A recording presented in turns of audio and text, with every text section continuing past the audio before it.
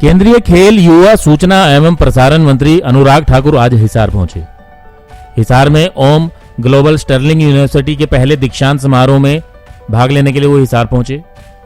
इस समारोह में वो मुख्य अतिथि के तौर पर पहुंचे। मुख्य अतिथि के तौर पर उन्होंने यूनिवर्सिटी के छात्रों को डिग्रियों का वितरण किया। यहां बोलते हुए अनुराग ठाकुर ने युवाओं से आह्वान किया कि वो अपने शरीर और स्वास्थ्य का ध्यान रखें, क्योंकि स्वस्थ शरीर में ही स्वस्थ दिमाग बसता है और युवा देश का भविष्य है। इसलिए उन्होंने युवाओं से आह्वान किया कि आधा घंटा रोज वो अपने शरीर को दें और मेहनत करें और एक्सरसाइज करें। इसके अलावा उन्होंने खेल और युवाओं को लेकर बनाई गई नीतियों के बारे में भी बताया। इसके बाद पत्रकारों से बातचीत करते हुए उन्होंने कई अहम मुद्दों पर बातचीत की। पत्रकारों के सवाल के जवाब में उन्होंने राहुल गांधी की भारत जोड़ो यात्रा के बारे में बोला कि जिस यात्रा में भारत तेरे टुकड़े होंगे गैंग का समर्थन देने वाले लोग शामिल हैं, वो कैसी यात्रा हो सकती है, इसका अंदाजा सब लोग लगा सकते हैं। इसके अलावा भी अनुराग ठाकुर ने कई सवालों के जवाब दिए। इससे पूर्व समारोह में ओम स्टर्लिंग ग्लोबल यूनिवर्सिटी के वाइस चांसलर पुनीत गोयल ने उनका स्वागत किया। इस मौके पर हिसार के विधायक और मंत्री डॉक्टर कमल गुप्ता, हिसार के सांसद ब्रिजेंद्र सिंह और कई अन्य लोग भी उपस्थित थे।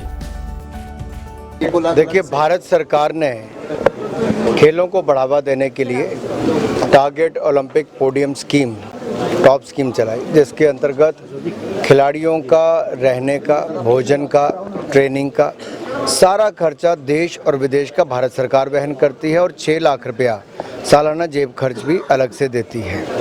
इसके अलावा जो अलग एथलीट्स हैं जिनको अकेडमीज़ में रखा जाता है, उनके ऊपर एक एथलीट के ऊपर 6,20,000 रुपया प्रतिवर्ष, ऐसे लगभग 3,000 खिलाड़ियों के ऊपर अलग से खर्च करती है।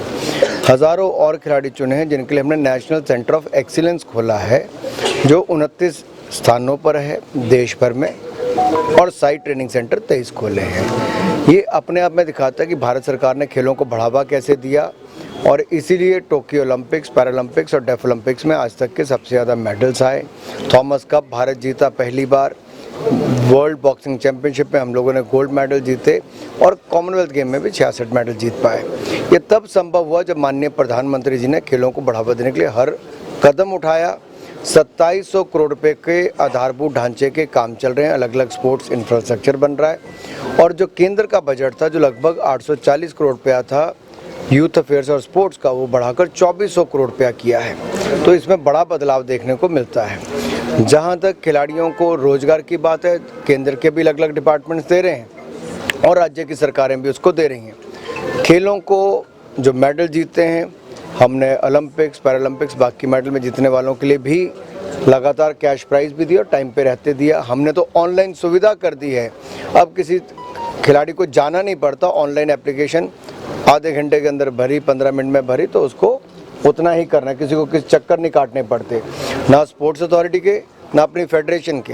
ये खिलाड़ियों के लिए एक बहुत बड़ी सुविधा है कि उसको कहीं चिंता करने की जरूरत नहीं। आपके सामने सबसे बड़ा चैलेंज है रोजगार का। डिग्रियां तो मिलती है लेकिन रोजगार नहीं मिलता। देखिए, मैं मंच पे खड़ा होकर बच्चों से पूछ रहा था, खुशी इस बात की है इनमें से अधिकतर बच्चे कहीं ना कहीं काम कर रहे हैं। बहुत सारे लोग आगे पोस्ट ग्रेजुएशन करने की तैयारी भी कर रहे हैं। आप अगर रोजगार के आंकड़े पिछले कुछ महीनों के भी देखेंगे, पिछले 1 वर्ष के भी देखेंगे, आपदा के बावजूद लगातार EPFO के आंकड़े दिखाते हैं उसमें बहुत इजाफा हुआ है, रोजगार बहुत अवसर मिले हैं, और 10 लाख सरकारी नौकरियों में से 75,226 एक बार और 71,000 एक बार 2 महीनों में प्रधानमंत्री मोदी जी ने लगभग 1.5 लाख नौकरियां दे दी हैं, और अगले 1 साल के अंदर हम उसको भी पूरा कर देंगे। अगर आप महिलाओं को भी देखेंगे तो जो मुद्रा योजना से लेकर बाकी योजनाओं में, उसमें सबसे बड़ा लाभ उन लोगों ने उठाया, और जो 34 करोड़ ऐसे मुद्रा लोन मिले हैं उनमें से भी 65% के लगभग महिलाएं हैं।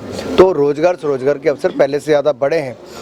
और ये मैं इसलिए भी कह रहा हूँ क्योंकि अर्थव्यवस्था हमारी दुनिया की सबसे तेज़ी से बढ़ने वाली बड़े देशों में बनी है। GST कलेक्शन भी देखेंगे, जो कभी 90,000 रहती थी, 90,000 करोड़ रहती थी, वो बढ़कर 1.5 लाख करोड़ हुई। तो इसका मतलब कहीं ना कहीं व्यापार बढ़ रहा है, काम बढ़ रहे, तो उससे भी दिखता है। हिमाचल, गुजरात, दिल्ली, तीनों जगह कमल खिलेगा, भारतीय जनता पार्टी की सरकारें बनेगी। जैसा उत्तर प्रदेश, उत्तराखंड, मणिपुर, गोवा में चारों जगह भाजपा की फिर सरकारें बनी, गुजरात, हिमाचल में बनेगी और निगम में भी भारतीय जनता पार्टी। आपने 2 यात्राएं की थी जो मैंने सुना परिचय में, बहुत अच्छी यात्राएं की। तो भारत जोड़ो यात्रा उसके बारे में क्या कहेंगे? मैं पहला जो कहता हूँ, जो मैंने राष्ट्रीय एकता यात्रा तिरंगा यात्रा की कलकत्ता से कश्मीर, वो थी धारा 370-35A को हटाने के लिए, फौजियों के ऊपर पथराव रुकवाने के लिए और अफस्पा को बनाए रखने के लिए। आज मैं कह सकता हूँ वो सफल हुआ है, क्योंकि नरेंद्र मोदी जी ने 370-35A धारा को सदा के लिए समाप्त किया।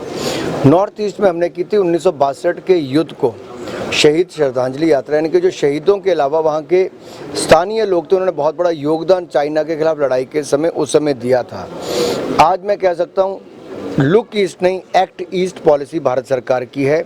हमने वहाँ पर हवाई पट्टियाँ नहीं हो, रेलवे लाइनें हो, सड़कें हो, हमने पूर्वोत्तर राज्यों का बहुत विकास किया है। ये अपने आप में बहुत कुछ कहता है कि मोदी जी के अपने दौरे ही हर राज्य में कई बार हुए हैं।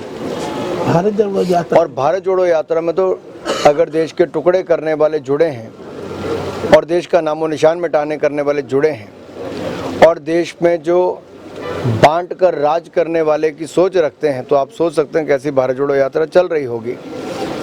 G20 की अध्यक्षता का आपने जिक्र किया था। G20 की अध्यक्षता 75 साल में मिली है, तो इंडोनेशिया जैसे देश को मिल गई, लेकिन भारत को इतने लेट मिली, तो कारण क्या लगता है? ये तो भारत की जो क्षमता है वो अब दुनिया ने देखी है, चाहे दो देशों में युद्ध चल रहा हो या दुनिया में कोविड वैक्सीनेशन की बात हो या दवाइयाँ देने की बात हो, हर क्षेत्र में जिस तरह से मोदी जी ने नेतृत्व दिया है, तो दुनिया में एक नई पहचान भारत को मिली है।